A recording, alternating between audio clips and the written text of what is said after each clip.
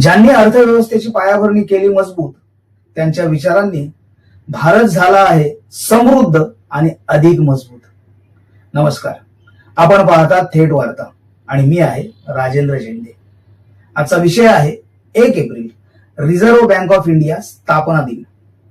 Doctor Babasaheb Ambedkar यांचा संबंध आणि देशाच्या विकासातील आरबीआयचे योगदान. 1 एप्रिल 1935 हा दिवस भारताच्या आर्थिक इतिहासात सुवर्ण अक्षराने लिहिला गेला आहे, कारण याच दिवशी रिझर्व्ह बँक ऑफ इंडिया ची स्थापना करण्यात आली. आरबीआय ची स्थापना आरबीआय ऍक्ट 1934 अंतर्गत झाली.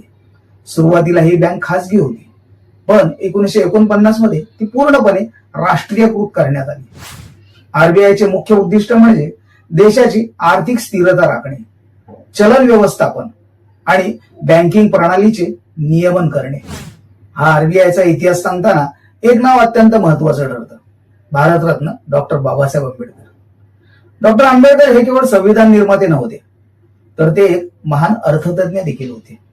त्यांचं पुस्तक the problem of the rupees, its origin and it's solution या पुस्तकात त्यांनी भारताच्या चलन व्यवस्थेवर सखोल विश्लेषण केलं आहे.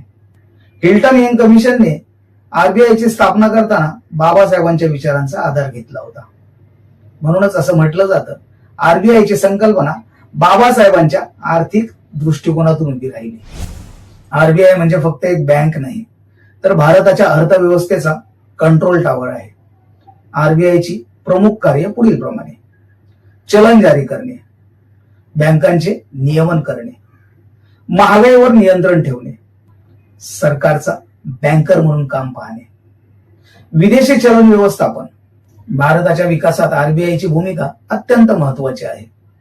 आर्थिक संकटात स्थिरता राखणे, बँकिंग प्रणाली मजबूत करणे, डिजिटल पेमेंट्सला चालना देणे, महागाई नियंत्रणात ठेवणे. 2008चे आर्थिक संकट असो किंवा कोविड-19चा काळ, आरबीआयने योग्य धोरणे राबवून देशाची अर्थव्यवस्था सावरली.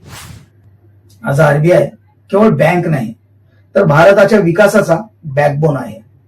Digital India, cashless economy, startups या सगळ्यांमध्ये आरबीआयची भूमिका अत्यंत महत्वाची आहे. तर मित्रांनो, 1 एप्रिल हा फक्त एप्रिल फूल नसून तो भारताच्या आर्थिक स्वातंत्र्याचा दिवस आहे. डॉक्टर बाबासाहेब आंबेडकर यांच्या दूरदृष्टीमुळे आणि आरबीआयच्या कार्यामुळे आज भारत आर्थिक दृष्ट्या सक्षम बनत आहे. जर तुम्हाला हा व्हिडिओ आवडला असेल तर थेट वार्ता चॅनलला लाईक, शेअर आणि सबस्क्राईब करा. मी आहे राजेंद्र झेंडे. पुन्हा भेटूया एका नवीन विषयासह.